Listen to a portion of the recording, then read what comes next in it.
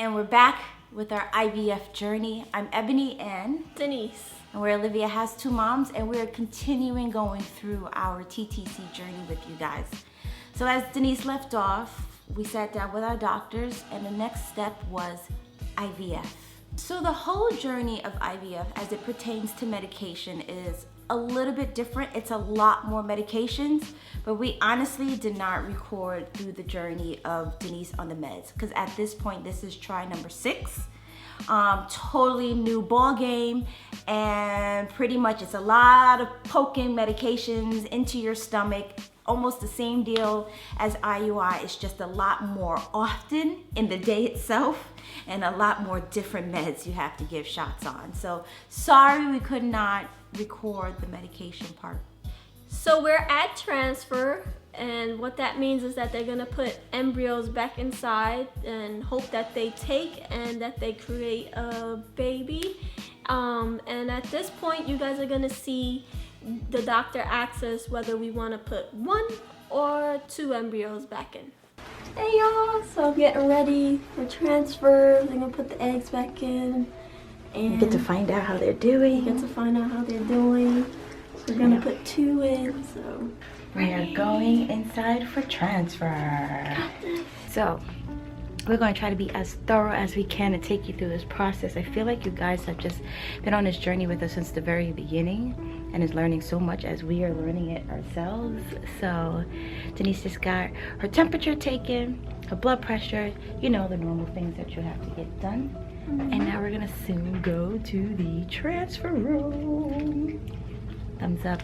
The huge difference between IUI and IVF is IUI, you're just taking the donor sample and it's almost just shooting it into the uterus so that hopefully the donor sample or the sperm will find its way to the egg. With IVF, you take all these different hormones to create a lot of eggs, and then they do a removal of all your eggs, and so now you have your eggs outside of the body, and they take the sperm and inseminate the sperm in a lab into the egg, which then creates an embryo. So instead of them being fertilized inside the body, your eggs are being fertilized outside of the body. And then when a certain amount of days of them kind of brewing together, I guess, so to speak, they then will transfer it back inside of the body in hopes that it will take, your body will accept it, and the baby will, and the embryo rather, will continue to grow. We have a nice embryo that looks great now. okay. We have more, but none of them is a blastocyst yet. Oh, okay. But if you want, you can transfer. The other ones, one is an early blastocyst, so he'll just transfer the next good-looking one. But this looks very pretty. Okay. So the question is, how many you want to transfer? You want to transfer this one? She's going to. Yeah. Okay. So that's what I figured. So I'll let Dr. Wu know. He's going to take another picture. Okay. Okay. For the 2 embryos that you're going to transfer. So this is the only one that's like a full blasted. Well, no, there are 2. There are 2 of them. There's another one, but Okay. he was planning to freeze that because of your age. Uh-huh. But you'll probably just throw that one in the mix too. You spend so much money on IVF. This one IVF cycle was $16,000. 16000. Yes, $16,000 was just one cycle of IVF. So when you invest so much money into something, you want to greaten your chances of becoming pregnant. Hence why we went with 2. Fevers, chills. No. All right. Just do that little bloating, but that's it. Yeah, I know. Okay. Excellent. So good. So we'll get you going here. Just take a quick listen to you. Actually, no. You had your retrieval recently. As you said, nothing's new. Whisk you in. All right. All right.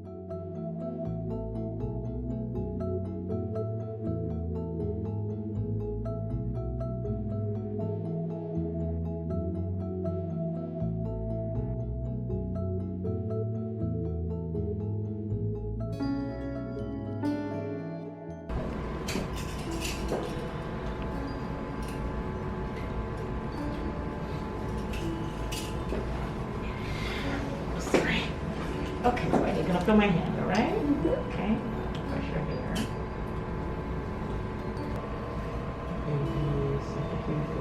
This, see the very tip of it right there? I'm gonna back it up a little bit. Like that. better view. I know. See so you guys see that white dot? Yeah, I do. That's the tip of the catheter. So I'm just holding that so it doesn't slide back, and then we have to start trying to thread it through again. Alright. Okay. So just get out the way.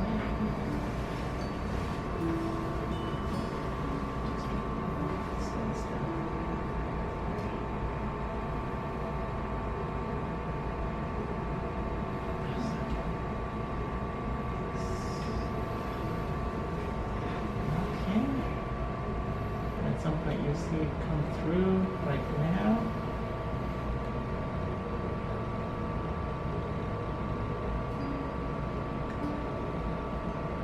Oh my gosh, I saw that. Yeah, and then first I'm going to take that to the, and I can tell I'm not at the tip because I don't see the entire.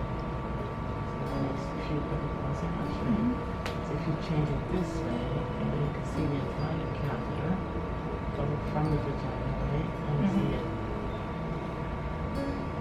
Yeah, so the tip. Yep. So now you hold this kind of place. I can't just make that view. Just a little bit. So the actual transfer was amazing. I must admit I was a little scared because of course you don't know what to expect. I've never done this before, but it was actually wasn't painful for me. You just feel a little pressure, and but to see the technology of them actually putting the embryos and getting through the cervix and just pushing them out, that was like amazing. I was just like so amazed. We were both amazed at how we were able to witness that and see that. And now we're going to release 1, 2, 3. Oh my stars. Back up my little friend here. And that is going to check, make sure it's clear of the embryos, and then we'll be done. Our babies are inside, guys. Okay. That's what Trey says. You're good. You're good. All done. You did it. Yay! It's over. Well, For now. Now we wait. So when you transfer, we had a 5-day, and we had 2 5-day embryos that were transferred back in. They are graded in a certain way. I remember us being like a 4BB and a 4BC or something like that. For those of you, Google what that is. It's so intense to explain when they grade the embryos. Like Google that part. But so yeah, we transferred back to 4BB and a 4BC, and we waited. It's not like a full 2-week wait because the embryos are already 5 days. So it's like 5 minus 14. It was like 9 days that you can find out what the results were. And we're not gonna drag this whole journey out any longer than what it is. I have no more footage after this point. So we went the entire time without testing taking a home pregnancy test. And we wanted to just wait for the results themselves From the doctor's office. They take a blood and they can tell you whether or not you're pregnant or not. So the day came, and I remember I was at work and Denise was at work, and when you go onto you're part of a patient portal like most healthcare facilities, we saw something that said like first pregnancy or something like that. And so we're like, oh my God, we're pregnant. But we didn't know any numbers. We didn't know what the beta was. Beta is what they look at to see if you're pregnant or not. And so we were half excited, but not so excited because we still didn't know. We still didn't get the phone call from the doctor's office telling us that we were pregnant or not. I remember being at work, and I get a call. And I step out and I pick up the phone and call, and she says, Denise, you're pregnant, but the numbers aren't where we would like them to be. They weren't above 50, I believe. It was like a 15. 26. 26, I yeah. remember. So your first beta, you should be at least above 50, the number. And the first beta for us was 26. But they're still hopeful. And again, such a very optimistic team. Love Diamond Institute. Yeah. So they wanted to continue checking my beta.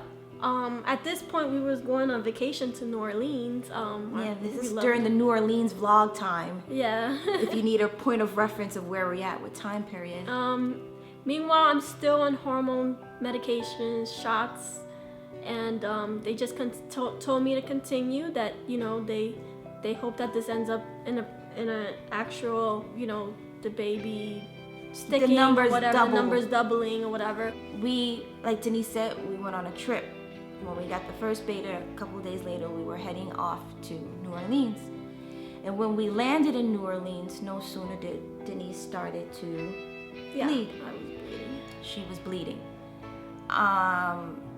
And I think there was a second beta before we got on the plane. I think the numbers barely didn't double. It was like it increased a little bit, but it didn't double, because your beta should double every single time they check it. And we knew.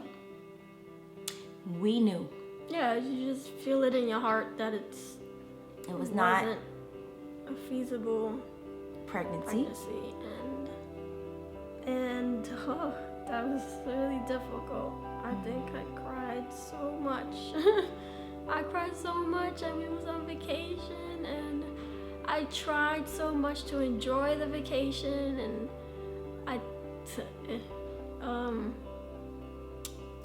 yeah. Really difficult. Because if you think about it, it wasn't one embryo, it was 2 embryos that I lost. And once again, my body's a failure. But, as we've been doing through 5 failed, now this being the 6th cycle, IVF, and a failed cycle, we still picked ourselves back up. But at this point, Denise only had 2 embryos left. And we were contemplating, do we do another cycle? And of course we said yes. But for the both of us and for Denise, this was going to be the last cycle. I said this is the last. Like, I'm not gonna create more embryos and go through the whole surgery and the whole. I just was like, if this isn't meant to be, then it's just not meant to be. If this doesn't work, it's just not meant to be. And so I just told Ebony, like, we have 2 more left. We'll give it a try with those 2. If it doesn't work, then that's it. That's the end of the road. But So we went through another cycle one more time, and the next episode we will share the results.